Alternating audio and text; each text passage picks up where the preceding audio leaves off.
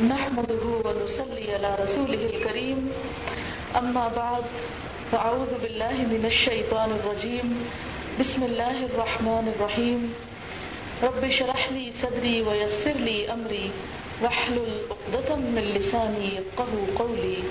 ربیع الاول کا مہینہ ہے. اس مہینے کی مناسبت سے چند باتیں حضور اکرم صلی اللہ علیہ وسلم کی بعثت اور آپ کی اطاعت کے بارے میں. قرآن پاک میں اللہ سبحانہ وتعالیٰ کا ارشاد ہے لقد من اللہ علی المؤمنین اذ بعث فیہم رسولا منہم یتلو علیہم آیاتہ ویزکیہم ویعلمہم الکتاب والحکمۃ وإن كانوا من قبل لفی ضلال مبین. اللہ تعالیٰ نے مومنوں پر بڑا احسان کیا جبکہ انہی میں سے ایک رسول بھیج دیا جو ان کو قرآن پاک کی آیات پڑھ کر سناتا ہے، ان کا تزکیہ کرتا ہے اور ان کو کتاب و حکمت کی تعلیم دیتا ہے، اگرچہ اس سے پہلے وہ ظاہر گمراہی میں مبتلا تھے. اس آیت کی روح سے ہم سب کو یہ معلوم ہوتا ہے کہ اللہ کے رسول صلی اللہ علیہ وسلم کی دنیا میں آمد جہاں تمام جہان والوں کے لیے رحمت تھی، وما ارسلناک الا رحمتا للعالمین، وہاں خاص طور پر اہل ایمان کے لیے، میرے اور آپ کے لیے اللہ تعالیٰ کا ایک بہت بڑا احسان. وہ احسان کیا تھا کہ اللہ کے رسول صلی اللہ علیہ وسلم دنیا میں تشریف لائے اور اپنے ساتھ کچھ اور ایسی نعمتیں بھی لائے کہ جو ہم سب کے لیے دنیا اور آخرت کی کامیابیوں کا ذریعہ ہیں. وہ کیا چیزیں ہیں جو آپ صلی اللہ علیہ وسلم ہمارے لیے لے کر آئے، ہمارے لیے خاص کی گئی اور پھر اپنے جانے کے بعد بھی وہ ہمارے درمیان ان کو چھوڑ گئے. تو پہلی بات جو اس آیت سے ہمیں پتہ چلتی ہے وہ یہ کہ رسول اللہ صلی اللہ علیہ وسلم نے یتلو علیہم آیاتہ، ان پر اس کی آیات یعنی اللہ تعالیٰ کی آیات پڑھ کے سناتے ہیں، یعنی قرآن پاک ہم تک صحیح طور پر پہنچایا. اور نہ صرف یہ کہ ایک کتابی شکل میں ہمیں دے دیا بلکہ اس کے ساتھ ساتھ ہمیں انہوں نے اس کو بالکل اسی طرح دیا جس طرح اللہ تعالیٰ نے آپ پر نازل کیا تھا. اس کا لفظ لفظ، اس کا حرف حرف آپ صلی اللہ علیہ وسلم نے سنا کر صحیح طور پر اس کو پڑھنا سکھایا اور اس سے ہمیں آراستہ کیا. اس کے ساتھ ہی نہ صرف یہ کہ قرآن پاک کی آیات پڑھ کر سنائی بلکہ وَيُزَكِّيهِمْ، ان کا تزکیہ کرتے ہیں، یعنی تزکیہ نفس بھی کیا. مسلمانوں کی، اہل ایمان کی اخلاقیات پر خصوصی توجہ دی، ان کے اخلاق سنوارے، ان کے عقائد سنوارے، ان کے باطن کو بھی سنوارا. وَيُعَلِّمُهُمُ الْكِتَابَ، اور انہیں کتاب کی تعلیم دی، اور کتاب سے مراد قرآن پاک ہے. پہلے تلاوت کا ذکر ہے اور اب تعلیم کا ذکر ہے. تعلیم تلاوت سے کچھ مختلف چیز ہے. تلاوت میں تو اس کو پڑھنا آ جاتا ہے، جبکہ تعلیم میں اس کو سیکھنا اور باقاعدہ طور پر سیکھنا شامل ہے. والحکمت، حکمت سے مراد جیسے کہ امام شافعی رحمہ اللہ نے کہا کہ اس سے مراد سنت رسول صلی اللہ علیہ وسلم ہے. یہ اس احسان کے 4 رخ ہیں جو ہم پر ہوئے. آج ہمیں دیکھنا یہ ہے کہ ہم ان احسانات کا جواب کس طرح دے رہے ہیں. وہ انعامات جو آپ نے ہم پر کیے، وہ تحفے جو آپ ہمارے لیے لے کر آئے، وہ ورثہ جو آپ صلی اللہ علیہ وسلم نے ہمارے لیے چھوڑا، ہم اس ورثے کے ساتھ کیا سلوک کر رہے ہیں، کیا معاملہ کر رہے ہیں، یہ میرے اور آپ کے سوچنے کی بات ہے. آپ صلی اللہ علیہ وسلم نے کتاب کو پڑھ کے سنایا. آج ہم میں سے کتنے فیصد مسلمان ایسے ہیں جو اللہ کی کتاب کو اسی طرح پڑھتے ہوں جس طرح اللہ کے رسول صلی اللہ علیہ وسلم نے پڑھ کر ہمیں بتائی. ہمارے پڑھنے کے انداز، ہمارے پڑھنے کے طریقے کتنے درست ہیں اور اس پر ہماری کتنی توجہ ہے. اور اس کے بعد جو آپ صلی اللہ علیہ وسلم نے تزکیہ کیا، ہمارا اس وقت تزکیہ نفس کا کیا حال ہے، ہمارا اندر، ہماری نیتیں، ہمارے اخلاق، ہمارے عقائد، ہماری سوچیں کس حد تک اس طریقے کے مطابق ہیں جو حضور صلی اللہ علیہ وسلم نے اختیار کیا اور جس کی ہمیں تلقین کی.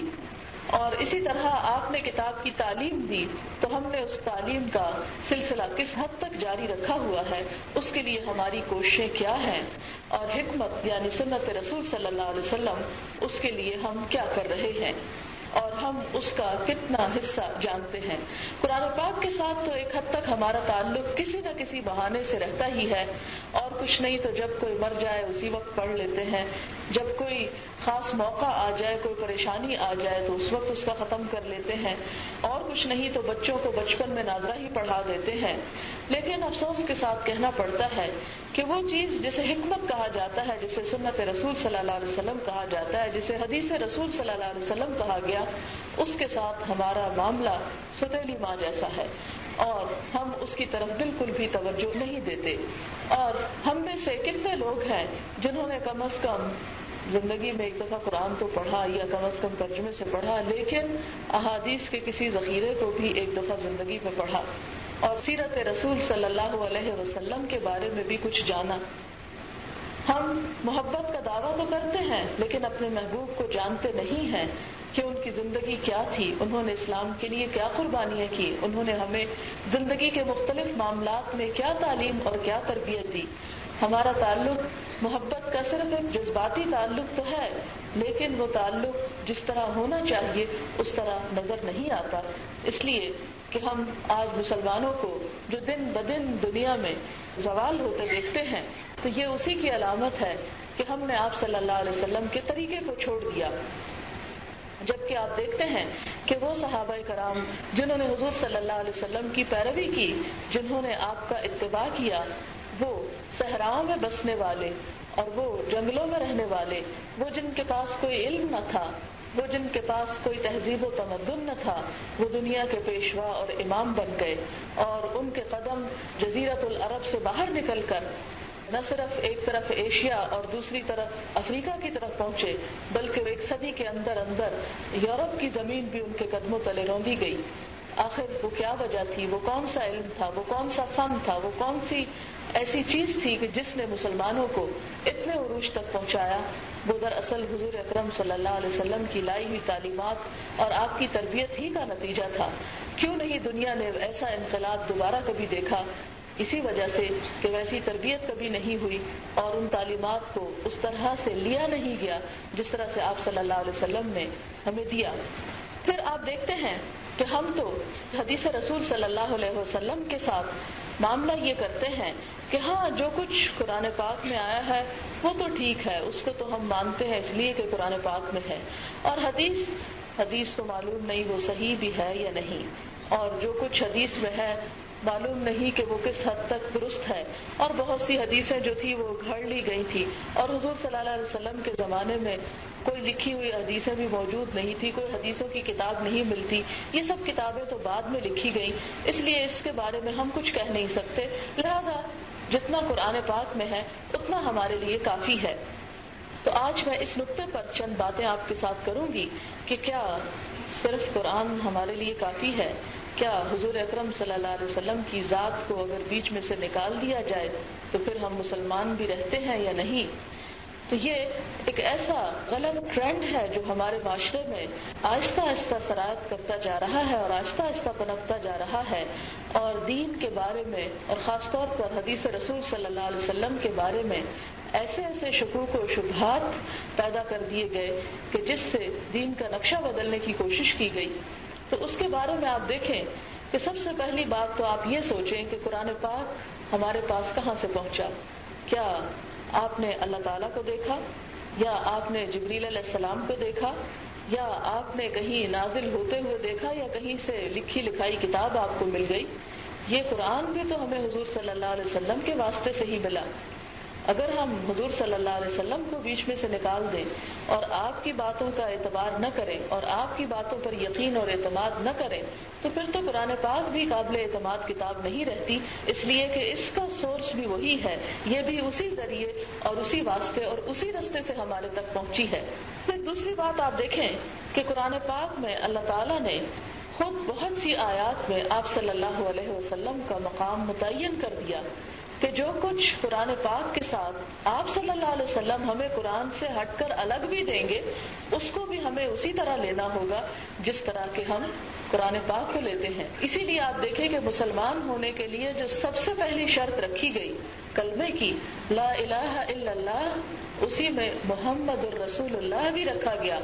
اگر کوئی شخص یہ کہتا ہو کہ میرے لیے لا الہ الا اللہ پڑھنا کافی ہے تو یہ اس کے مسلمان ہونے کی دلیل نہیں. اس لیے کہ لا الہ الا اللہ کے ساتھ محمد الرسول اللہ بھی اسی طرح نہایت ضروری ہے. آپ دیکھتے ہیں کہ قرآن پاک میں اللہ تعالیٰ واشگاف الفاظ میں فرماتے ہیں کہ آپ صلی اللہ علیہ وسلم یأمرہم بالمعروف وینہاہم عن المنکر ویحل لہم الطیبات ویحرم علیہم الخبائث ویدع عنہم اسرہم والاغلال التي كانت علیہم. وہ ہمارا رسول ان کو نیکی کا حکم دیتا، برائی سے روکتا، پاکیزہ چیزوں کو ان کے لیے حلال ٹھہراتا، ناپاک چیزوں کو حرام قرار دیتا، ان کے بوجھ کو دور کرتا اور ان پابندیوں سے آزاد کرتا ہے جو ان پر تھی.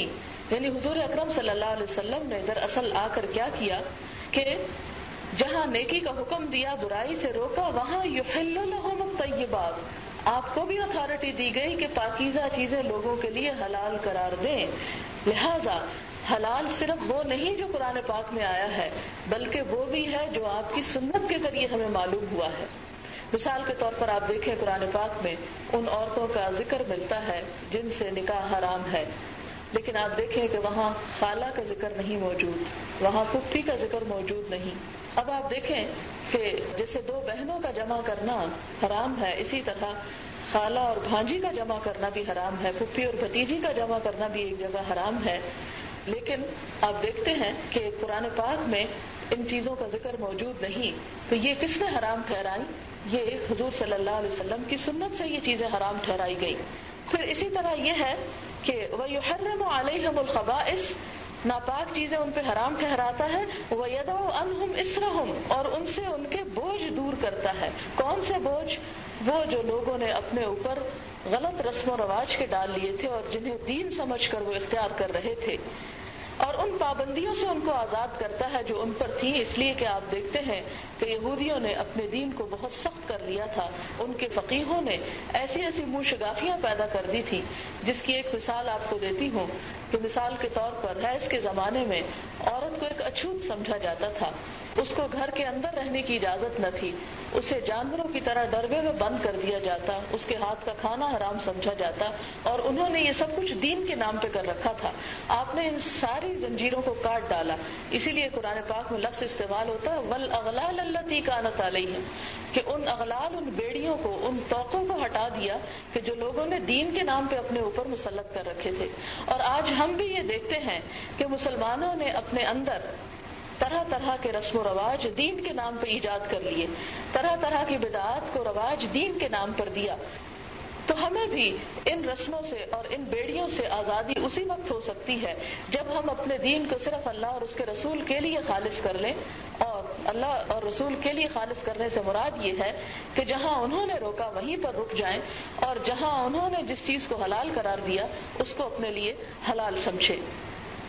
اور اسی لیے آپ دیکھتے ہیں کہ قرآن پاک میں اللہ سبحانہ وتعالیٰ فرماتے ہیں وَمَا آتَاكُمُ الرَّسُولُ فَخُذُوهُ وَمَا نَهَاكُمْ عَنْهُ فَانْتَهُوا، کہ جو کچھ تمہیں رسول اللہ صلی اللہ علیہ وسلم دیتے ہیں اسے لے لو، اور جس سے وہ تم کو روکتے ہیں اس چیز سے رک جاؤ.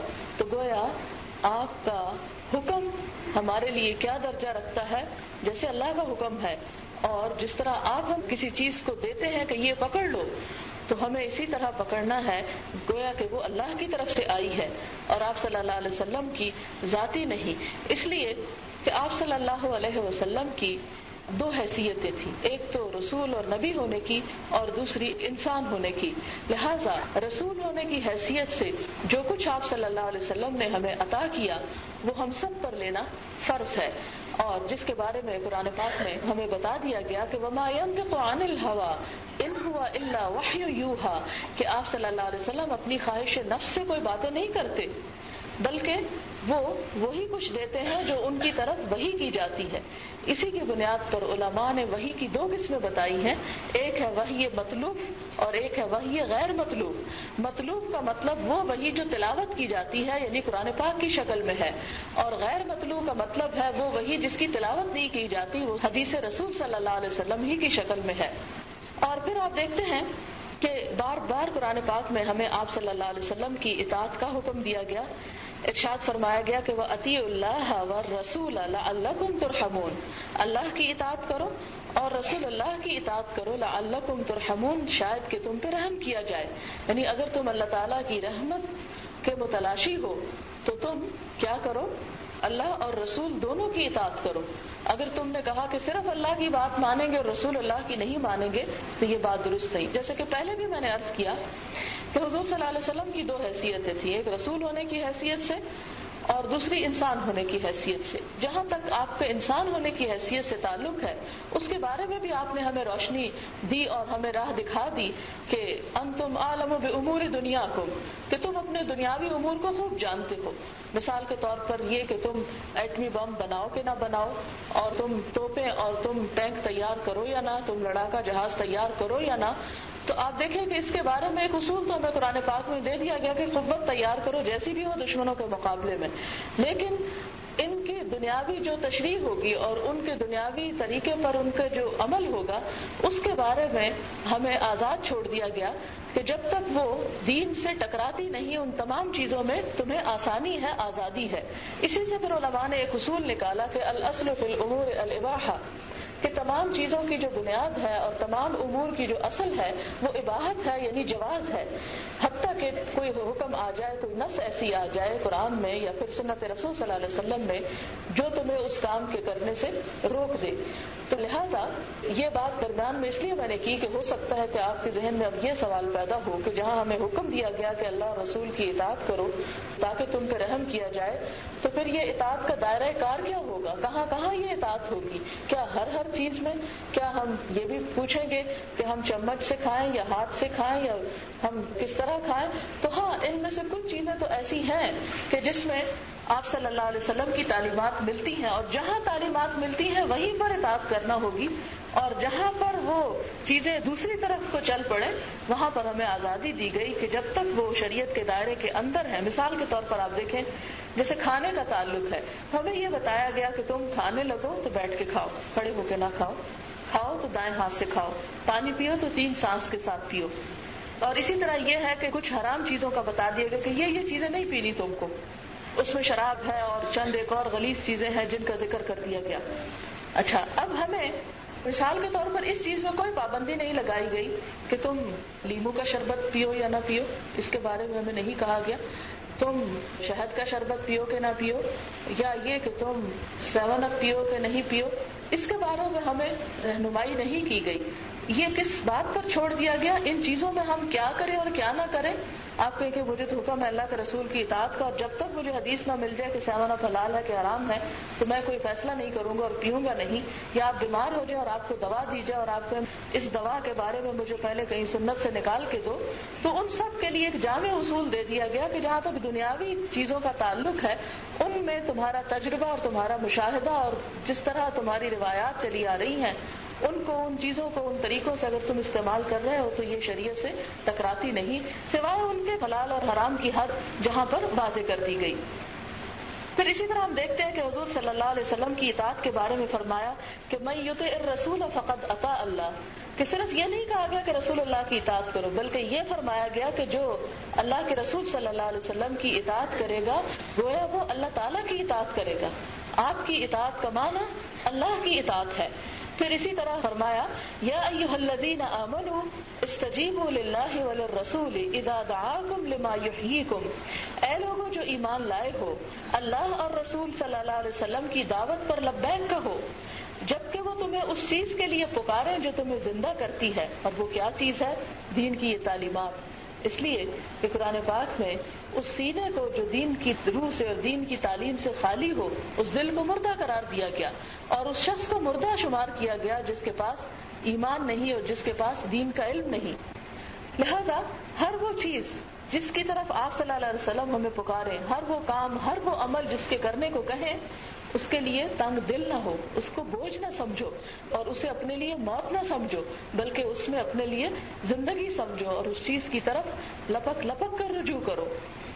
پھر اسی طرح آپ صلی اللہ علیہ وسلم نے فرمایا، قل ان کنتم تحبون اللہ فاتبعونی یحببکم اللہ ویغفر لکم ذنوبکم، کہہ دیجئے اگر تم اللہ سے محبت کرتے ہو تو میرا اتباع کرو، اللہ تم سے محبت کرے گا اور تمہارے گناہوں کو بخش دے گا۔ اب آپ دیکھیں کہ اللہ کی محبت کو مشروط قرار دے دیا گیا کس چیز سے؟ رسول اللہ صلی اللہ علیہ وسلم کے اتباع سے۔ اور اتباع کیا چیز ہوتی ہے؟ ایک ہوتا ہے اطاعت اور ایک ہے اتباع۔ اطاعت کا معنی ہے جب کوئی حکم آئے تو اس حکم کو مان لینا، اتباع اس سے بھی آگے ہے، اور وہ یہ ہے کہ چاہے حکم آئے یا نہ آئے، صرف آپ کی سیرت اور آپ کے کردار اور آپ کے طرز عمل کو دیکھ کے ویسا طرز عمل اپناتے چلے جانا۔ اور اس کی بہت سی مثالیں ہمیں صحابہ کرام کی زندگی میں ملتی ہیں۔ مثال کے طور پر آپ دیکھیں کہ ایک دفعہ آپ صلی اللہ علیہ وسلم نے انگوٹھی بنوا کر پہن لی، تو بہت سے صحابہ کرام نے دیکھا تو انہوں نے بھی بنوا کر پہن لی۔ آپ سے یہ نہیں پوچھا اچھا آپ نے انگوٹھی کیوں پہنی اور اس کے کیا فائدے ہیں اور یہ کس لیے پہنی، کس موقع اور کس خوشی میں پہنی، نہیں، انہوں نے دیکھا کہ آپ نے پہنی تو انہوں نے بھی پہن لی۔ کچھ دن کے بعد اللہ تعالیٰ کی طرف سے شاید حکم آ گیا کہ نہ پہنی جائے، مردوں کے لیے سونا حرام ہو گیا، تو آپ صلی اللہ علیہ وسلم نے جب وہ اتاری تو صحابہ کرام نے بھی آپ کو دیکھتے ہی اتار لی، اور اس میں کوئی تردد اور کوئی مشکل اور کوئی تکلیف محسوس نہ کی۔ کس لیے؟ اس لیے کہ آپ کو آپ صلی اللہ علیہ وسلم کی اطاعت ہر چیز سے زیادہ محبوب تھی۔ پھر آپ دیکھیں کہ ایک دفعہ نماز میں آپ صلی اللہ علیہ وسلم نے جوتے اتار دیے۔ جب آپ نے سلام پھیرا تو دیکھا کہ سب نے جوتے اتارے ہوئے۔ آپ نے پوچھا کہ میں نے تو اس لیے جوتے اتارے تھے کہ جبریل آئے تھے میرے پاس کہ میرے جوتے میں کچھ نجاست تھی، حکم مجھے ملا کہ اتار دیے جائیں جوتے، تو تم نے کیوں اتارے؟ تو صحابہ کرام نے عرض کیا کہ اللہ کے رسول صلی اللہ علیہ وسلم، ہم نے دیکھا کہ آپ اتار رہے ہیں تو ہم نے بھی اتار ڈالے، اور کیوں نہیں کیا اور ہاں ہوں نہیں کیا کہ یہ کیا ہو گیا، نماز کے بیچ میں یہ کام شروع ہو گیا اور اب ہم کیا کریں اور ہمارے لیے کیا حکم ہے؟ نہیں، یہ بہت باتیں وہ لوگ کرتے ہیں جنہوں نے عمل نہیں کرنا ہوتا، اور بہت بحثیں اور بہت تکرار اور بہت حجتیں ان لوگوں کی طرف سے ہوتی ہیں جو کچھ کرنا نہیں چاہتے، جنہیں آپ کی اتباع دل و جان سے پیاری ہو، انہیں پھر زیادہ سوال کرنے کی ضرورت باقی نہیں رہتی۔ آج ہم اپنے گریبان میں جھانکیں، اگر کہیں اخبار میں ہم پڑھ لیں کسی سائنٹسٹ کا کال یا کسی ڈاکٹر کا مشورہ، خواہ وہ ہمارے الٹ ہی کیوں نہ جاتا ہو، الٹ اس لیے کہہ رہی ہوں کہ بہت سی باتیں آج پڑھتے ہیں اور کل انہیں کو جھٹلایا گیا ہوتا ہے۔ کبھی ایک چیز ہماری صحت کے لیے مفید قرار پاتی ہے اور کبھی انہی ڈاکٹرز کے زبان سے وہی چیز ہمارے لیے نقصان دہ ہو جاتی ہے۔ لیکن جب ایک چیز کسی سائنٹسٹ کی طرف سے آتی ہے تو ہم اس کو مان جاتے ہیں، اس پہ ایمان لے آتے ہیں، اس کے اوپر پابندی سے عمل کرنے لگتے ہیں۔ لیکن جب کوئی بات اللہ کے رسول صلی اللہ علیہ وسلم ہمیں بتاتے ہیں تو ہم 100 حجتیں اس میں کرتے ہیں۔ آخر ایسا کیوں ہے؟ کیا اسی کو ایمان کہتے ہیں؟ کیا یہی ایمان کی علامت ہے؟ تو اس کی وجہ یہ ہے کہ ہمارا ایمان ہی اس درجے کا نہیں، ہمارا ایمان ہی کمزور ہے۔ اگر اس میں قوت ہو تو پھر ایسا ہو نہیں سکتا کہ ہمیں اتباع میں کوئی مشکل پیش آئے۔ پھر آپ دیکھیں کہ حضور صلی اللہ علیہ وسلم جب مدینہ تشریف لے گئے تو 16-17 مہینے تک بیت المقدس کی طرف اللہ کے حکم سے منہ کر کے نماز پڑھتے رہے۔ پھر نماز کی حالت میں اللہ کے رسول صلی اللہ علیہ وسلم پر وحی نازل کی گئی کہ آپ اپنا رخ بیت اللہ شریف کی طرف موڑ لیں، اور آپ صلی اللہ علیہ وسلم جس طرف نماز پڑھا رہے تھے وہ بیت اللہ سے بالکل اپوزٹ ڈائریکشن تھی۔ آپ یوں سمجھے کہ جیسے قبلہ اس طرف ہے تو وہ دوسری طرف تھا۔ آپ صلی اللہ علیہ وسلم نے اپنی جگہ چھوڑی اور سب سے پچھلی صف کی طرف آ کے کھڑے ہوئے اور دوسری طرف منہ کیا۔ صحابہ کرام نے نہ نماز توڑی اور نہ ہی آپ کے اس فعل پر کوئی اعتراض کیا، بلکہ نماز کی حالت میں ہی اپنا رخ بدل لیا۔ اس کو کہتے ہیں اتباع، اور اسی پر اللہ تعالیٰ نے پھر قرآن پاک میں یہ بھی فرمایا وَمَا جَعَلْنَا الْقِبْلَةَ الَّتِي كُنْتَ عَلَيْهَا إِلَّا لِنَعْلَمَ مَن يَتَّبِعُ الرَّسُولَ مِمَّن يَنقَلِبُ عَلَىٰ عَقِبَيْهِ، کہ یہ ہم نے آزمائش کیوں کی مسلمانوں کی۔ وَمَا جَعَلْنَا الْقِبْلَةَ الَّتِي كُنْتَ عَلَيْهَا، اور نہیں بنایا ہم نے اس قبلے کو جس پر تو تھا، یعنی پہلے تھا، الا لنعلم، مگر صرف اس لیے تاکہ ہم جان لیں، من یتبع الرسول، کون ہے جو رسول اللہ کا اتباع کرتا ہے، ممن ينقلب على عقبیہ، اس سے جو اپنی دونوں ایڑیوں پہ واپس مڑ جاتا ہے۔ یعنی کس کو آپ کو فالو کرنے میں کوئی تکلیف ہوتی ہے اور کون ہے جو آپ کے پیچھے نہیں آتا اور کون ہے جو آپ کی آنکھیں بند کر کے اطاعت کرتا ہے. تو یہ دراصل اتباع کا امتحان نبی صلی اللہ علیہ وسلم کے زمانے میں ہی ہو گیا. اور پھر ہمارے لیے یہ بات چھوڑ دی گئی کہ ان سب کو اعلان کر دو، قل کہہ دو، بتا دو، ان کنتم تحبون اللہ، اگر تم اللہ سے محبت کرتے ہو، اللہ کی محبت کا دعویٰ کرتے ہو، تو محبت کا دعویٰ اس وقت تک سچا نہیں ہو سکتا جب تک کہ کیا نہ کرو، فاتبعونی، حضور صلی اللہ علیہ وسلم کا اتباع نہ کرو. محبت اسی وقت تمہاری کنفرم ہوگی، اسی وقت اسے اپروو کیا جائے گا جب تمہارے اندر رسول اللہ کی اتباع کا نمونہ نظر آئے گا صلی اللہ علیہ وسلم. اس لیے کہ اگر کوئی شخص زبانی کلامی یہ کہے مجھے اللہ سے بڑی محبت ہے، مجھے رسول اللہ سے بڑی محبت ہے، جس طرح آج کل ہمارے ہاں سارا میڈیا جو ہے وہ طرح طرح کی شعر و شاعری کے ساتھ اور بڑی لمبی چوڑی تقریروں کے ساتھ حضور صلی اللہ علیہ وسلم کی محبت کے دم بھرے جا رہے ہیں، لیکن ہم دیکھیں تو ہمارا عمل اس کی نفی کرتا ہے. آپ دیکھیں کہ آپ صلی اللہ علیہ وسلم کا اتباع سب سے پہلا جو حصہ ہے مردوں کے لیے وہ داڑھی کی سنت ہے. داڑھی کی سنت جو ہے حضور صلی اللہ علیہ وسلم کی اتباع میں سے پہلی چیز، یعنی اور چیزیں تو چھوڑے، اپنی شکل اور اپنا حلیہ تو وہ بنائیں کہ جو آپ صلی اللہ علیہ وسلم کا ہے، لیکن اس طرف ہماری کوئی توجہ نہیں، اس کی ہمیں کوئی پرواہ نہیں، اس لیے کہ جو جس سے محبت کرتا ہے خود بخود اس کا اتباع کرتا ہے. آپ دنیا میں دیکھیں کہ جس شخص کو جس سے محبت ہوتی ہے اس کا اٹھنا بیٹھنا اس کے ساتھ ہوتا ہے، اس کے بول چال کا ڈھنگ رنگ، اس کا لباس، اس کی ہر چیز ویسے ہی ہو جاتی ہے. اور آپ دیکھتے ہیں کہ جو قوم جس قوم سے محبت کرتی ہے 7 سمندر پار اس جیسا لباس پہنتی ہے. ہمیں انگریزوں سے محبت ہے نا، ہم اس قوم کو چاہتے ہیں، ان کی زبان سے ہم محبت کرتے ہیں، ان کے لباس سے ہم محبت کرتے ہیں، ان کے اٹھنے بیٹھنے کے سٹائل سے ہم محبت کرتے ہیں، ان کے ہر طریقے پہ ہم جان وارتے ہیں، ان کی آئی ہوئی چیزوں کو ہم سینے سے لگاتے ہیں. کیوں کرتے ہیں؟ اس لیے کہ ہمارے دل میں ان کی قدر ہے. اگر اللہ کے رسول صلی اللہ علیہ وسلم کی بھی ہمارے دل میں محبت اور قدر ہوتی پھر سرے عام یوں داڑھی کا مذاق اڑایا جاتا. اتنا اس کے خلاف منفی پروپیگنڈا کیا گیا، اتنا پروپیگنڈا کیا گیا کہ داڑھی رکھنا ایک جرم قرار پایا. اور بہت سے اسلامی ملکوں میں جیسے ترکی ہے، جیسے مصر ہے، وہاں تو شاید داڑھی رکھنے کے نام سے ہی لوگ ڈرتے ہیں اور دور دور تک کہیں نظر نہیں آتی، حالانکہ یہ ایک بالکل ابتدائی چیز ہے. 1,24,000 پیغمبروں کی سنت ہے، لیکن اس کے باوجود اسے حقارت کی نظر سے دیکھا جاتا ہے. اور داڑھی صرف ان لوگوں کے لیے رہ گئی ہے کہ جن کے دماغ میں عقل نام کی چیز نہ ہو اور ان کے اندر کوئی علم نہ ہو، کوئی عمل نہ ہو. تو یہ ایسا کیوں ہے؟ اس لیے ہے کہ حقیقت میں ہم اتباع نہیں کرتے. تو اللہ تعالیٰ نے فرمایا کہ اگر تم اتباع کرو گے تو پھر تمہیں کیا ہوگا؟ یحببکم اللہ، اللہ تم سے محبت کرے گا. وَيَغْفِرْ لَكُمْ ذُنُوبَكُمْ، اور تمہارے گناہوں کو بخش دے گا. اگر گناہ بخشوانا چاہتے ہو، بخشش چاہتے ہو، رسول اللہ صلی اللہ علیہ وسلم کی شفاعت چاہتے ہو. اب مجھے تو یہی سمجھ نہیں آتی کہ جب ہماری امت کے لوگ اٹھیں گے، مرد حضرات خاص طور پر جب اٹھیں گے اور داڑھی کے بغیر اٹھیں گے، کیونکہ جس حالت میں موت آتی ہے اسی حالت میں اٹھنا ہے، قبر میں جا کے شکل بدل نہیں جائے گی.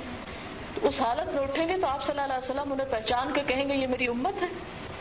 سوچنے کی بات، انہیں دیکھ کے کہیں گے یہ میری امت ہے. کیونکہ ایک شخص نے آپ سے یہ سوال بھی کیا تھا کہ یا رسول اللہ قیامت کے دن بہت سارے لوگ ہوں گے، آپ کی امت تو بہت بڑی ہوگی، کس طرح آپ ان کو پہچانیں گے دوسری امتوں کے مقابلے میں؟ کیونکہ ساری کی ساری دنیا اکٹھی اٹھ کھڑی ہوگی، ایک ہی حشر کا دن ہوگا، تو آپ کیسے پہچانیں گے اس کو؟ تو اس پر آپ صلی اللہ علیہ وسلم نے فرمایا کہ میں اپنی امت کو ان کے وضو کے اعضاء کے چمکنے کی وجہ سے پہچانوں گا، یعنی وہ ایک علامت ہوگی ان کی. تو اسی میں آپ دیکھیں کہ جو ظاہری اتباع کی چیزیں ہیں اسے اس سے بھی پہچانیں گے کہ یہ میری امت ہے اور یہ میرے سے انکاری امت ہے، کیونکہ یہ شعار کس کا ہے؟ ان امتوں کا ہے جو مسلمان نہیں ہیں. لہٰذا بہت سے لوگ اس بات پر بہت زور دیتے ہیں کہ نہیں، دل اچھا ہونا چاہیے، نیتیں درست ہونی چاہیے، ظاہر سے کیا فرق پڑتا ہے، ظاہر جیسا بھی ہو.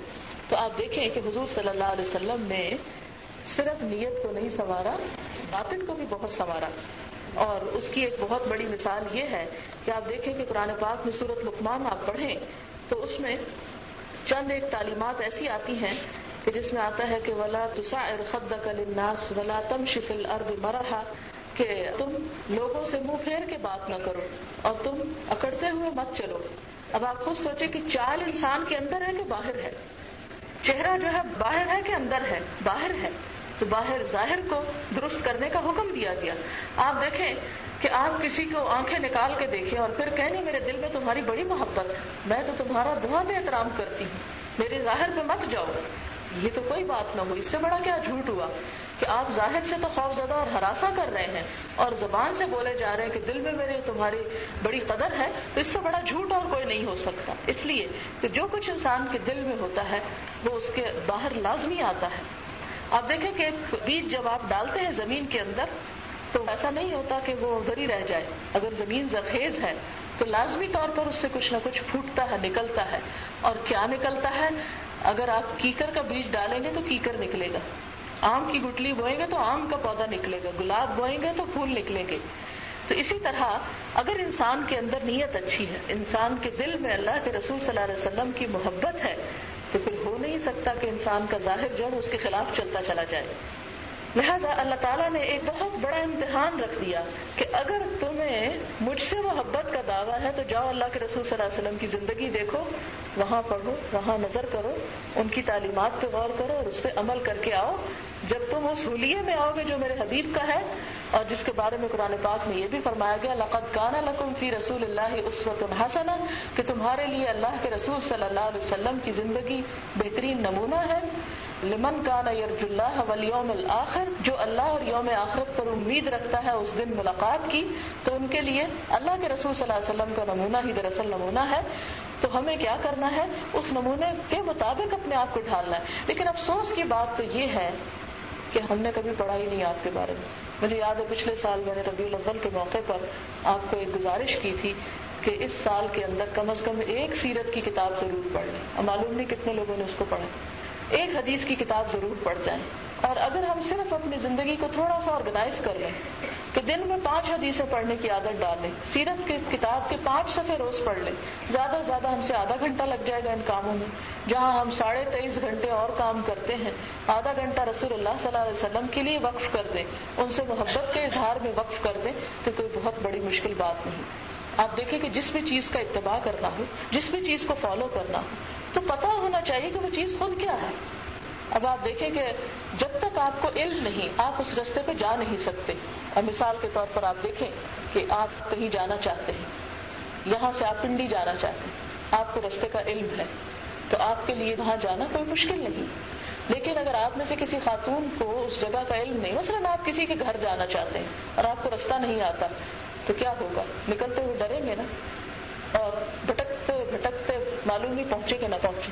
لیکن جب آپ کو پتا ہوگا کوئی آپ کو گمراہ نہیں کر سکتا، کہیں آپ کو ڈر نہیں لگے گا، چاہے رات ہو آپ کو پتا ہے فلاں جگہ مجھے جانا ہے اور آپ آرام سے اس جگہ پہنچ جائیں گے۔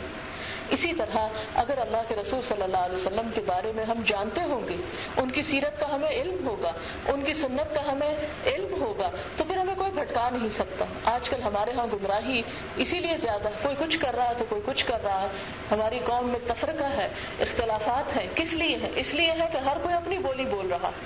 یہ بولیاں مختلف کیوں ہیں؟ اس لیے کہ ہم حقیقی علم حاصل نہیں کرتے، ہم اصل نصوص کی طرف نہیں جاتے، ہم حقیقت کا علم حاصل نہیں کرتے، صرف سنی سنائی پہ زیادہ کام دھرتے ہیں۔ اور اس میں بھی آپ دیکھیں کہ آپ مہینے میں 1 دفعہ آ جاتے ہیں یا اس کے علاوہ کہیں اور چلے جاتے ہیں، سنی سنائی باتوں پہ عمل کرتے ہیں۔ حالانکہ چاہیے تو یہ کہ آپ خود کتاب لیں، خود آپ پڑھیں، قرآن پاک آپ خود بھی پڑھیں، سیرت رسول صلی اللہ علیہ وسلم کو خود پڑھ کے دیکھیں، آپ حدیث کی کتاب کو خود پڑھ کے دیکھیں، تاکہ آپ کو عین الیقین آئے، آپ کی آنکھیں بھی دیکھیں، آپ کا دماغ بھی سوچے، اور پھر آپ اس کے اوپر عمل بھی کر سکیں۔ پھر آپ دیکھیں کہ احکام رسول صلی اللہ علیہ وسلم کی خلاف ورزی سے منع کرتے ہوئے فرمایا فَلْيَحْذَرِ الَّذِينَ يُخَالِفُونَ عَنْ أَمْرِهِ أَن تُصِيبَهُمْ فِتْنَةٌ أَوْ يُصِيبَهُمْ عَذَابٌ أَلِيمٌ۔ جو لوگ رسول صلی اللہ علیہ وسلم کے احکام کی خلاف ورزی کرتے ہیں، ذرا سنیں غور سے کہ جو لوگ حضور صلی اللہ علیہ وسلم کے احکامات کی خلاف ورزی کرتے ہیں، خلاف ورزی کیا ہوتا ہے؟ وہ چیز نہیں مانتے جو آپ نے حکم دی، انہیں ڈرنا چاہیے۔ کس بات سے ڈرنا چاہیے؟ کہ وہ کسی آزمائش میں نہ مبتلا ہو جائیں، کہ کوئی ان پہ آفت نہ ٹوٹ پڑے، یا انہیں دردناک عذاب نہ پہنچ جائے، کہیں اللہ تعالیٰ کی ان پہ پکڑ نہ آ جائے جو جان بوجھ کر رسول اللہ صلی اللہ علیہ وسلم کی سنتوں کی مخالفت کرتے ہیں اور آپ کے حکم کی نافرمانی کرتے ہیں۔ پھر اسی طرح ایک اور جگہ پر آپ کے احکام کی خلاف ورزی کو کفر قرار دیا، چھوٹی سی بات بھی نہیں۔ قرآن پاک میں ارشاد ہے قل اطیعوا اللہ واطیعوا الرسول، کہہ دیجئے اطاعت کرو اللہ کی اور اطاعت کرو رسول اللہ کی صلی اللہ علیہ وسلم۔ فَإِن تَوَلَّوْا فَإِنَّ اللَّهَ لَا يُحِبُّ الْكَافِرِينَ، پھر اگر تم منہ موڑتے ہو، بات نہیں مانتے، تو یقیناً اللہ تعالیٰ ایسے کافروں سے کوئی محبت نہیں کرتا۔ اللہ کو وہی لوگ محبوب ہیں جو اس کے حبیب کی اتباع کرتے ہیں، اس کی بات مانتے ہیں، اس کے نقش قدم پہ چلتے ہیں۔ مزید فرمایا وَمَا كَانَ لِمُؤْمِنٍ وَلَا مُؤْمِنَةٍ إِذَا قَضَى اللَّهُ وَرَسُولُهُ أَمْرًا أَن يَكُونَ لَهُمُ الْخِيَرَةُ مِنْ أَمْرِهِمْ، کہ کسی مسلمان مرد اور عورت کے لیے یہ جائز ہی نہیں۔ اب یہاں مرد کے ساتھ عورت کا بھی لفظ آیا ہے، کیا جائز نہیں کہ جب اللہ اور اس کا رسول کسی بات کا فیصلہ کرے تو انہیں کوئی اختیار بھی باقی رہے، اور جو اللہ اور رسول کی نافرمانی کرے تو وہ بہت بری طرح گمراہ ہو گیا، کھلم کھلا گمراہ ہو گیا۔ دو باتیں اس میں، پہلی بات تو یہ کہ اللہ اور رسول صلی اللہ علیہ وسلم کا فیصلہ آنے کے بعد ہماری اپنی مرضی کوئی نہیں باقی بچتی ایمان کے ہوتے ہوئے، کہ ہم ان کی بات ایک طرف پھینک کے اپنی مرضی سے کوئی کام کریں۔ مثلا وہ ہمیں حکم دے کہ تم نماز پڑھو اور ہم جا کے سو جائیں، یا وہ ہمیں حکم دیں کسی بھی چیز کے ادا کرنے کا، کسی ذمہ داری کے، جیسے والدین کے حقوق، اولاد کے حقوق، رشتہ داروں کے حقوق، اور ہمیں نہیں پرواہ کسی کی، ہم کسی کو جوتی کی نوک پہ بھی نہیں رکھتے، کہتے ہیں نا لوگ۔ تو یہ کیا ہوا؟ آپ صلی اللہ علیہ وسلم کے حکم کی خلاف ورزی ہوئی۔ فرمایا کہ کسی کے پاس یہ اختیار نہیں، اگر وہ کہتا ہے کہ میں مومن ہوں تو پھر اپنی مرضی کو آپ کی مرضی کے تابع کرنا پڑے گا۔ اور پھر دوسری بات یہ بتائے گی کہ جو اللہ اور رسول کی نافرمانی کرے گا تو اس کے تو گمراہ ہونے میں کوئی شک ہی باقی نہیں۔ پھر اسی طرح اختلاف اور جھگڑے کے موقع پر کیا حکم دیا گیا ہمیں کہ ہم اپنے آپ کو اللہ کے رسول صلی اللہ علیہ وسلم کی مرضی کے تابع کر لیں، اور اس کے بارے میں قرآن پاک میں آتا ہے کہ وَإِن تَنَازَعْتُمْ فِي شَيْءٍ فَرُدُّوهُ إِلَى اللَّهِ وَالرَّسُولِ، کہ اگر تم کسی معاملے میں جھگڑ پڑو تو تم کس کی طرف لے جاؤ اس معاملے کو؟ اللہ اور اس کے رسول کی طرف۔ اور منافقوں کے بارے میں فرمایا وَيَقُولُونَ آمَنَّا بِاللَّهِ وَبِالرَّسُولِ وَأَطَعْنَا ثُمَّ يَتَوَلَّى فَرِيقٌ مِّنْهُم مِّن بَعْدِ ذَلِكَ وَمَا أُولَٰئِكَ بِالْمُؤْمِنِينَ وَإِذَا دُعُوا إِلَى اللَّهِ وَرَسُولِهِ لِيَحْكُمَ بَيْنَهُمْ إِذَا فَرِيقٌ مِّنْهُم مُّعْرِضُونَ، اور کہتے ہیں کہ ہم اللہ اور رسول پر ایمان لائے اور اس کی اطاعت کی، یعنی زبان سے بڑے دعوے کرتے ہیں، پھر اس کے بعد ایک فریق ان میں سے پھر جاتا ہے، یعنی کوئی نہیں مانتا اور وہ مومن نہیں ہے۔ اور جب ان کو اللہ تعالیٰ اور اس کے رسول کی جانب پکارا جاتا ہے کہ ان کے درمیان فیصلہ کرے تو ان میں سے ایک گروہ اعراض کرنے لگتا، منہ موڑنے لگتا ہے، یعنی اس طرف نہیں آتا۔ جب اہل ایمان کو اللہ تعالیٰ اور اس کے رسول صلی اللہ علیہ وسلم کی طرف دعوت دی جاتی ہے کہ ان کے درمیان فیصلہ کریں تو وہ کہتے ہیں ہم نے سنا اور اطاعت کی، یہی لوگ فلاح پانے والے ہیں، یعنی جو سن کے بات مان جاتے ہیں وہی دراصل کامیاب ہیں۔ مزید یہ فرمایا ایمان والے وہ ہیں جو اللہ اور اس کے رسول صلی اللہ علیہ وسلم پر یقین لائے اور جب اس کے ساتھ کسی جمع ہونے کے کام میں ہوتے ہیں تو اس سے اجازت لیے بغیر نہیں جاتے۔ جو لوگ تجھ سے اجازت طلب کرتے ہیں وہ وہی ہیں جو اللہ اور اس کے رسول کو مانتے ہیں، جب آپ سے کسی کام کے لیے اجازت مانگے تو جس کو چاہیں اجازت دے دیں اور اللہ سے ان کے لیے مغفرت طلب کریں، بے شک اللہ تعالیٰ بخشنے والا مہربان ہے۔ پھر اسی طرح آپ دیکھتے ہیں کہ قرآن پاک میں ہمیں جامع احکامات دے دیے گئے، مثلا ہمیں بار بار حکم دیا گیا کہ نماز پڑھو، لیکن یہ نہیں بتایا گیا کیسے پڑھو۔ تو ہمیں اب کیا کرنا ہوگا پڑھنے کے لیے؟ اللہ کے رسول صلی اللہ علیہ وسلم کی طرف دیکھنا ہوگا کہ آپ کیسے پڑھتے تھے۔ اس کے لیے آپ صلی اللہ علیہ وسلم نے خود بھی حکم دیا صلو کما رأیتمونی اصلی، نماز اسی طرح پڑھو جیسے میں پڑھتا۔ لیکن اگر کوئی شخص اس میں اپنی مرضی داخل کر لیتا ہے، جیسے 4 رکعتوں کو 5 بنا لیتا ہے یا 3 بنا لیتا ہے، تو وہ دراصل کیا کر رہا ہے؟ کہنے کو تو نماز پڑھ رہا ہے لیکن نافرمانی کر رہا ہے اور وہ اطاعت سے منہ موڑ رہا ہے، اور اس کی یہ نماز چاہے 4 کے بجائے 5 پڑھے وہ قابل قبول نہیں ہے۔ اسی طرح حج کے بارے میں آپ صلی اللہ علیہ وسلم نے فرمایا خذوا عنی مناسککم، مجھ سے اپنے مناسک حج سیکھو، لے لو۔ اور ہم دیکھتے ہیں کہ حضور اکرم صلی اللہ علیہ وسلم کی یہ اطاعت صرف آپ کی زندگی کے لیے نہ تھی، بلکہ زندگی کے بعد بھی ہم سب کو یہی حکم دیا گیا کہ ہم آپ صلی اللہ علیہ وسلم کی اطاعت کریں، جیسا کہ حدیث رسول صلی اللہ علیہ وسلم میں بھی آپ نے فرمایا کہ ترکت فیکم امرین، میں تمہارے درمیان 2 باتیں چھوڑ کے جا رہا ہوں، یعنی خود تو جا رہا ہوں، 2 چیزیں چھوڑ کے جا رہا ہوں. لن تضلوا ما تمسکتم بہما، ہرگز نہیں تم گمراہ ہوگے جب تک ان دونوں کو پکڑے رکھو گے، کتاب اللہ و سنت رسولہ، اللہ کی کتاب اور اس کے رسول صلی اللہ علیہ وسلم کی سنت.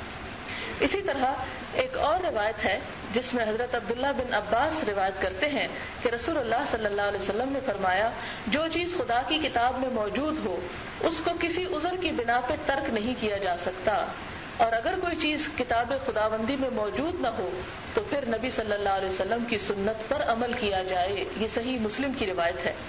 جناب ابو ہریرہ رضی اللہ تعالیٰ عنہ روایت کرتے ہیں کہ رسول اللہ صلی اللہ علیہ وسلم نے فرمایا، انکار کرنے والے کے سوا ہر شخص جنت میں جائے گا، انکار کرنے والے کے سوا ہر شخص جنت جائے گا.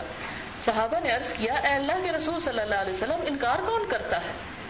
آپ نے فرمایا، جس نے میری اطاعت کی وہ جنت میں داخل ہوا، اور جس نے میری نافرمانی کی اس نے میرا انکار کیا.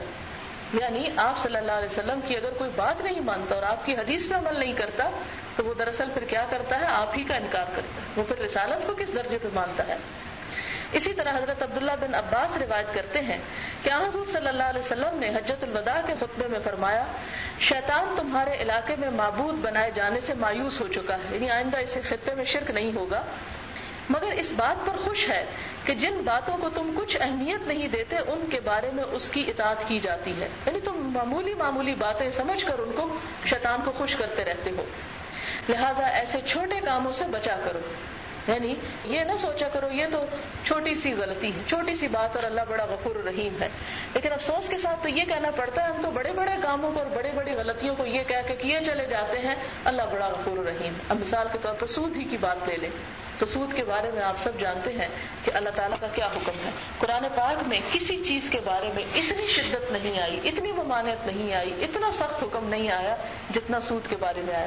اس کے باوجود ہم دیکھتے ہیں کہ ہمارے یہاں کھلم کھلا سود کا کاروبار ہوتا ہے، اور انفرادی طور پر بھی اور اجتماعی طور پر بھی. اور اگر کبھی یہ کہا جائے کہ حرام ہے تو پھر اس پر یہ نہیں سوچتے کہ اچھا پھر کیا کیا جائے، پھر یہ کہتے ہیں کہ اس کے بغیر تو ہمارا کام ہی نہیں چل سکتا، اس کے بغیر تو کچھ ہو ہی نہیں سکتا.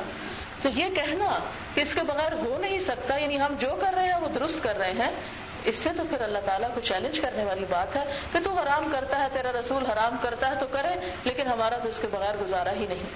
تو اسی طرح آپ دیکھیں کہ ہم تو بڑی چیزوں کو نگلتے چلے جا رہے ہیں، جبکہ ہمیں تو حکم یہ دیا گیا کہ چھوٹی چیزوں کے بارے میں بھی تم محتاط رہنا. پھر فرمایا، میں تمہارے اندر وہ چیز چھوڑ کر جا رہا ہوں، اگر تم اس سے چمٹے رہے تو کبھی گمراہ نہ ہوگے، وہ اللہ کی کتاب اور اس کے نبی کی سنت ہے. ایک اور حدیث میں آتا ہے، ارباز بن ساریہ رضی اللہ تعالیٰ عنہ روایت کرتے ہیں کہ ایک روز نبی صلی اللہ علیہ وسلم نے ہمیں فجر کی نماز پڑھائی، پھر اس کے بعد ایسا پرتاثیر واز کہا کہ آنکھوں سے آنسو کے دھارے بہنے لگے. یعنی آپ نے نماز پڑھائی اور ایسا خطبہ دیا کہ سب رونے لگے اور سب کے دل کانپنے لگے. صحابہ نے عرض کیا، حضور صلی اللہ علیہ وسلم یہ تو آخری باز معلوم ہوتا ہے، آپ کچھ وصیت فرمائیے. آپ نے فرمایا، تمہارا امیر اگر حبشی غلام بھی ہو تو اس کی بات سنو اور اس کی اطاعت کرو. میرے بعد جس کو جینا نصیب ہوا وہ بڑا اختلاف دیکھے گا. تم نے میرے اور میرے راسترو ہدایت یافتہ خلفاء کی سنت کو نہ چھوڑنا ہوگا، سنت سے چمٹے رہنا اور بدعتوں سے بچنا، اس لیے کہ ہر بدعت گمراہی ہوتی ہے.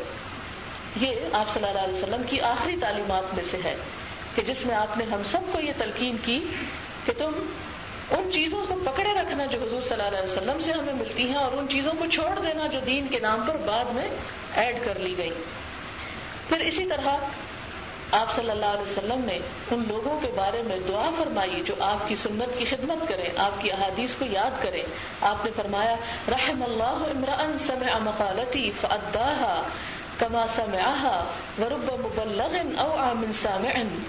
خدا اس شخص پر رحم فرمائے جس نے میری بات سنی اور اسے جو کہ توں آگے پہنچا دیا، ویسے کا ویسے دوسرے تک پہنچا دیا، اپنے پاس سے کچھ اضافہ نہیں کیا. اور جن کو بات پہنچائی جاتی ہے ان میں بہت سے ایسے ہوتے ہیں کہ وہ براہ راست سننے والوں سے بھی زیادہ یاد رکھتے ہیں. یعنی بہت سے سننے والے ایسے ہوتے ہیں کہ سنانے والوں سے زیادہ سمجھدار ہوتے ہیں اور ان باتوں پر زیادہ اچھے طریقے سے عمل کرتے ہیں اور انہیں اور آگے زیادہ اچھی طرح پہنچاتے ہیں. لہٰذا آپ میں سے جو شخص اپنے چہرے کی تر و تازگی چاہتا ہو وہ یہ کام کرے کہ اللہ کے رسول صلی اللہ علیہ وسلم کی باتوں کو یاد کرے اور اسے دوسروں تک پہنچائے. اور یہ کام زیادہ مشکل نہیں ہے. آپ کے پاس تو ایک بڑا وسیع میدان ہے. آپ کے بچے ہیں, آپ کے ہمسائے ہیں, آپ کے رشتے دار ہیں. اگر آپ ہر روز میں صرف تھوڑا سا وقت مقرر کر لیں اور اپنے بچوں کو جیسے آپ ناشتے کی میز پہ لے کے بیٹھتے ہیں, جیسے آپ ان کو اور ان کے ہوم ورک کراتے ہیں, تو اس کے بعد آپ تھوڑی دیر کے لیے کہیں کہ آئیں ہم اللہ کے رسول صلی اللہ علیہ وسلم سے ملاقات کرتے ہیں, ہم دیکھتے ہیں کہ وہ ہمیں کیا حکم دیتے ہیں آج کے لیے, اور بیٹھ کے 2 یا 3 حدیثیں آپ ان کے ساتھ پڑھ لیں.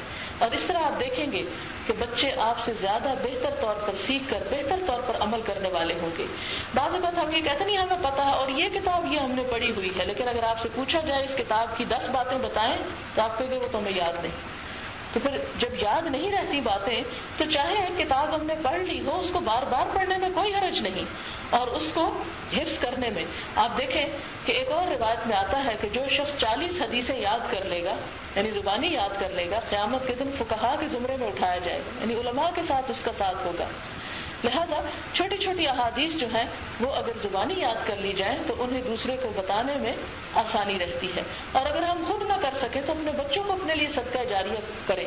اس لیے کہ ابھی آنے سے تھوڑی دیر پہلے میں ایک حدیث پڑھ رہی تھی, اس کا مفہوم کچھ اس طرح ہے کہ جو شخص کسی کو کوئی نیکی کی بات بتاتا ہے اور وہ شخص اس بات پہ عمل کر لیتا ہے تو جتنا اس عمل کرنے والے کو اجر ملے گا بتانے والے کو بھی اتنا ہی اجر ملے گا. اب آپ خود سوچیں کہ کتنی برکت ہے اس کام کے اندر. اور اس طرح آپ دیکھیں کہ جیسے آج آپ یہ درس سن رہی ہیں, اگر آج سے آپ یہ کام شروع کریں گھر میں جا کے تو آپ دیکھیں کہ اگلے سال ربیع الاول کے آنے تک کم از کم 365 باتیں حضور صلی اللہ علیہ وسلم کی زندگی کی آپ اپنے آپ کو بھی اور اپنے بچوں اور گھر والوں کو سنوا چکے ہوں گے. اور پھر یہ کام ہو کیوں نہ, ہم کس طرح چھٹ سکتے ہیں, کس طرح بچ سکتے ہیں. قرآن پاک میں اللہ تعالیٰ فرماتے ہیں یا ایھا الذین آمنوا قوا انفسکم واہلیکم نارا, اے لوگوں جو ایمان لائے ہو, ایمان والو اپنے آپ کو اور اپنے گھر والوں کو آگ سے بچاؤ. ہم تو کہتے ہیں نا چونکہ لا الہ الا اللہ پڑھ لیا اس لیے جنت میں داخل ہو گئے اور جہنم سے پار. حالانکہ اللہ تعالیٰ قرآن پاک میں فرما رہے ہیں کہ اے اہل ایمان تم اپنے آپ کو اور اپنے گھر والوں کو جہنم کی آگ سے محفوظ کرو, اس سے بچاؤ. کیسی ہے جہنم کی آگ؟ علیہا ملائکۃ غلاظ شداد, وہ جس کے اوپر بڑے تندخو فرشتے مقرر ہیں. لا یعصون اللہ ما امرہم, وہ نافرمانی نہیں کرتے جس چیز کی اللہ انہیں حکم دیتا ہے. ہمارے ملک میں قانون بڑا ڈھیلا ڈھالا ہے, جو چوری کرے, ڈاکہ ڈالے, ہر درجے کا بھی ظلم کرے, کوئی پکڑ نہیں, پہلے درجے پہ پکڑے نہیں جاتے مجرم. آپ دیکھیں کیسے بڑے بڑے غریب بھی مرے, امیر بھی مرے, ملک کے صدر بھی مرے, اور پھر بھی مجرم آج تک پکڑے نہ گئے. پہلی بات ہے کہ مجرم نہیں پکڑے جاتے. دوسری بات یہ کہ مجرم اگر پکڑ بھی لیا جائے تو اس مجرم کو سزا سنائی نہیں جاتی. تیسری بات یہ کہ اگر سزا سنا بھی دی جائے تو وہ سزا عمل میں نہیں آتی, اس پہ اپیل ہو جاتی ہے اور وہ چھٹ جاتا ہے. کوئی سفارش, کوئی رشوت کو کسی نہ کسی طریقے سے چھٹ جاتا ہے. اور ہم نے کبھی نہیں دیکھا کہ مجرم سر عام لٹکائے جا رہے ہوں تاکہ دوسروں کو عبرت ہو اور وہ بچ جائیں. اس دفعہ جب میں ابھی عمرہ کرنے گئی تو حرم میں کھڑی تھی صحن میں, تو برآمدے میں کچھ شور سا اٹھا, تو میں نے ادھر نظر دوڑائی اس طرف, تو دیکھا کہ 2 سپاہی ایک آدمی کو دونوں طرف سے پکڑ کے لے جا رہے ہیں اور پیچھے کچھ لوگوں کا ہجوم. وہ شخص چیخ چلا رہا تھا لیکن وہ دونوں سپاہی کچھ نہیں سن رہے تھے. آپ نے دیکھا ہوگا کہ عرب جو ہیں وہ اپنے قانون میں اتنے سخت ہیں کہ ان کو پھر کسی کی کوئی سفارش, کوئی ترس نام کی تو چیز ہی نہیں وہاں. اور میں سمجھتی ہوں کہ بڑی اچھی بات ہے کہ اسی وجہ سے وہاں پر امن و امان ہے. اور راستے میں آتے ہوئے کئی جگہ پر دیکھا کہ گاڑیاں کھڑی ہیں, لوگ نیچے ریت پر لیٹے سو رہے ہیں.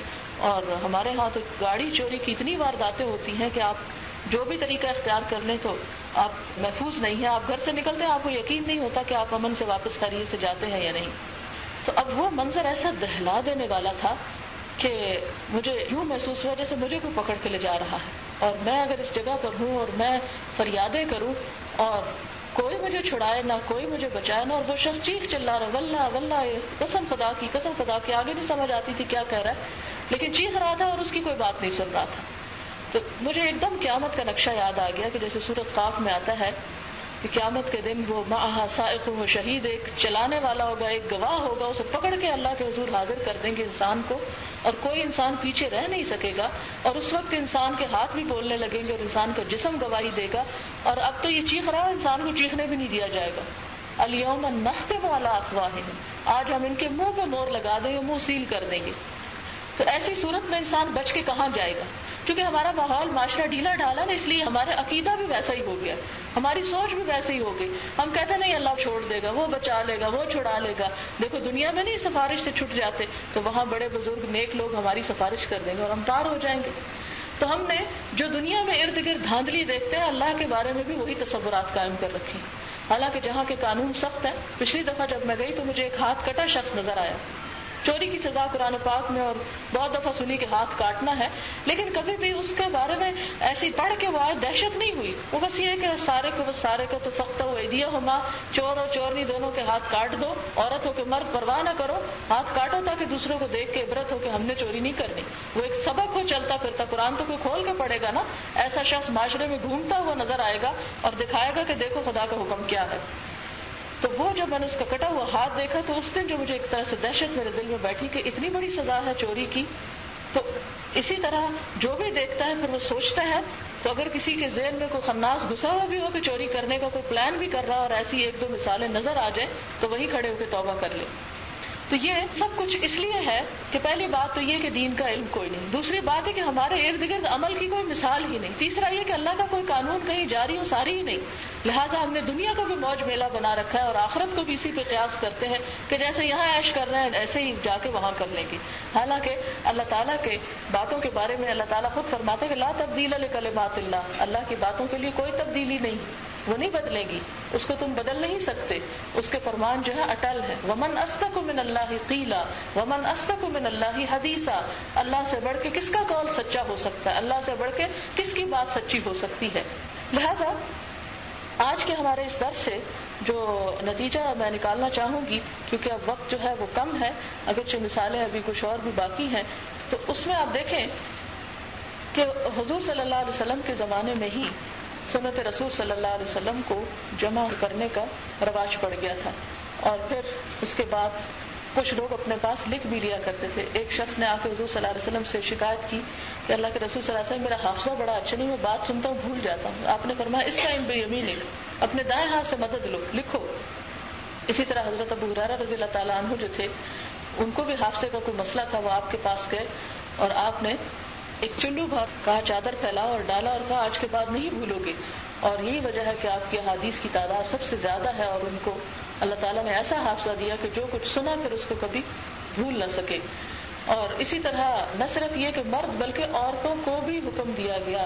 قرآن پاک میں اللہ تعالیٰ نے ازواج مطہرات کو پابند کیا، وَاذْكُرْنَ مَا يُتْلَى فِي بُيُوتِكُنَّ مِنْ كِتَابِ اللَّهِ وَالْحِكْمَةِ، کہ تم ذکر کرو، یاد کرو جو کچھ نازل کیا جاتا ہے، جو کچھ پڑھا جاتا ہے تمہارے گھروں میں اللہ کی کتاب میں سے اور حکمت کی باتوں میں سے.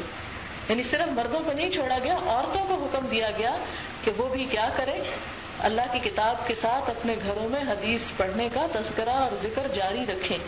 تو اگر ازواج مطہرات کو یہ حکم ہے تو کیا ہم عورتوں کے لیے نہیں ہے کہ وَاذْكُرْنَ مَا يُتْلَى فِي بُيُوتِكُنَّ، کہ اپنے گھروں میں تلاوت کی جانے والی آیات کا بھی ذکر کرو، مذاکرہ کرو، انہیں یاد کرو، انہیں پڑھو، انہیں سمجھو، اور حکمت کو بھی. یہ ہمارے لیے دو چیزیں ایسی ہیں کہ اگر ہم ان کو پکڑے رکھیں گے اور اگر ہم ان کو پڑھ کے ان کے مطابق اپنی اولاد کو تعلیم و تربیت کریں گے. آپ دیکھیں کہ جب ایک بچہ بولنا سیکھتا ہے، جب ایک بچہ بات سمجھنا سیکھتا ہے، آپ اس کو چھوٹی چھوٹی باتیں سکھانا شروع کر دیں. بھلا کیوں نہیں ہوگا کہ جب تک وہ پوری سمجھ کو پہنچے، اس کا دماغ ایک درست سوچ اور ایک درست لائن پر وہ لگ چکا ہو. لیکن ہم مائیں ہی دراصل مجرم ہیں کہ غفلت اختیار کرتی ہیں. اللہ تعالیٰ نے تو بندوں کو فطرت اللہ التی فطر الناس علیہا، کہ وہ اللہ کی فطرت اور وہ اصل طبی نیچرل دین جس پر اللہ نے سب بندوں کو پیدا کیا ہے، ہر ایک کے اندر خیر ہے. ہم اس کے اوپر، جیسے کہ آپ صلی اللہ علیہ وسلم نے فرمایا کل مولود یولد علی الفطرہ، ہر مولود جو ہے فطرت پہ پیدا کیا جاتا ہے. فابواہ یحودانی و ینصرانی، اس کے ماں باپ اسے یہودی یا عیسائی بنا دیتے ہیں. تو ہم اپنے بچوں کو ایک حد تک خود گمراہ کر دیتے ہیں. لہذا ضرورت اس بات کی ہے کہ ہم یہاں سے اٹھیں تو یہ عہد لے کر اٹھیں کہ ہم انہیں کچھ نہ کچھ اوتھینٹک نالج ضرور دیں گے. صرف سنی سنائی باتیں اور صرف وہمی باتیں اور صرف خرافاتی باتیں نہیں اور جھوٹی موٹی کہانیاں نہیں، بلکہ صاف ستھری اللہ کے رسول صلی اللہ علیہ وسلم کی سیرت اور سنت کا مطالعہ. آپ دیکھیں بچوں کو کہانیوں سے کتنا شوق ہوتا ہے. پیغمبروں کی کہانیاں، خود حضور صلی اللہ علیہ وسلم کی سیرت کے مختلف واقعات آپ اگر پڑھ کے سنائیں تو آپ دیکھیں کہ وہ بہت زیادہ دلچسپی لیں گے اور خود بخود ان کے دلوں میں اللہ کے رسول صلی اللہ علیہ وسلم کی محبت پیدا ہوگی. اس لیے کہ ہمارا ایمان اس وقت تک مکمل نہیں ہو سکتا جب تک ہمارے دلوں میں آپ کی محبت نہیں. تو اللہ تعالیٰ ہمارے دلوں میں وہ چیز پیدا کر دے. وآخر دعوانا الحمد للہ رب العالمین. سبحانک اللہم وبحمدک نشہد ان لا الہ الا انت نستغفرک ونتوب الیک. والسلام علیکم ورحمۃ اللہ وبرکاتہ.